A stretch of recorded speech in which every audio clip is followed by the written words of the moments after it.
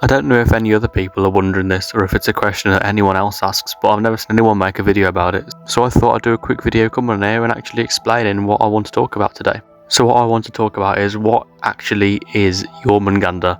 So starting off with the basics, obviously Jormungandr is Drayton Manor's Zamperla powered coaster that used to go by the name of the Buffalo.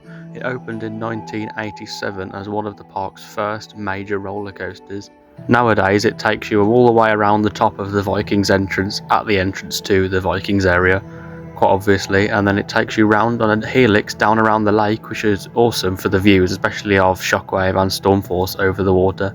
Sorry, the wave. And yeah, it is a fun family coaster. I do think it is definitely showing its age now, but for what it is, it's really fun and it does fit the Vikings area quite well. But obviously the difference is, when it was Buffalo, you could easily tell what the theme was because it was quite literally a buffalo coaster. It was a buffalo running round a track, which is obviously the ride track. And yeah, it was pretty obvious what it was, but the only thing now is a lot of people don't actually know what Jormungandr is. The ride with the most difficult to pronounce name ever that actually needed to be phonetically sounded out for someone once on a Drayton Manor Twitter post. Yeah, I don't think many people actually know what the ride is meant to be now, which is quite a shame because I do think the track design is quite cute.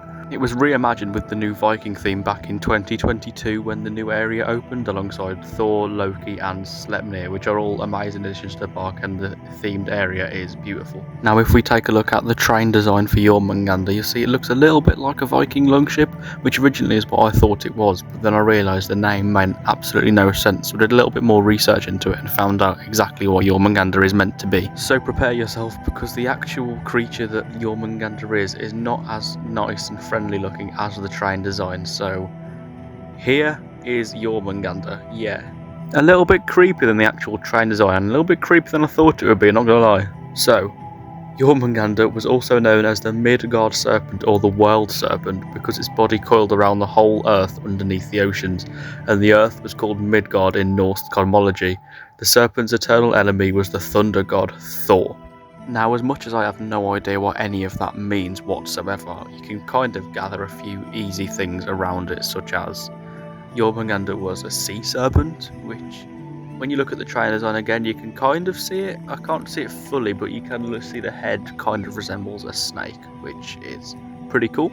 Its enemy was Thor, which is obviously the name of the Zamperla disco in the middle of the Vikings area, which could be why it coils around there while Thor swings outwards. It could simulate some sort of battle between them. I'm not sure if that was intentional, but if it was, it's pretty cool, and if it wasn't, it's still pretty cool. And according to this AI overview, it says Jormungandr, also known as the Midgard Serpent, is a massive sea serpent in Norse mythology, which we've just discussed.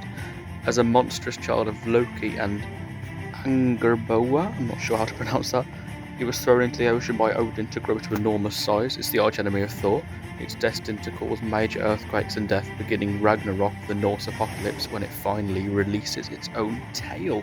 It's very interesting how much background Jormungandr actually has. I wasn't expecting it to have this much lore behind it. I genuinely just thought they'd found a random Viking's name, attached it to a roller coaster just to add more theme and immersion to the area, but yeah, they obviously clearly really well thought out this ride, and it is the child of Loki, so yeah, it's obviously they all fit together. If it's Loki's child, Loki's right next door, and it's the enemy of Thor, which is Loki's brother, which is next to Loki, which is next to Thor, and then Jormungandr is next to Thor, and it all fits in so well.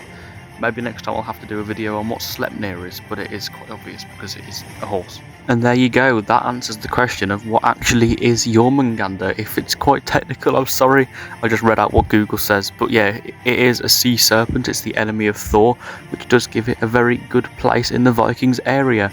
So if you found this video interesting, drop a like and subscribe for more videos like this coming very soon, and I will see you in the next video. Goodbye.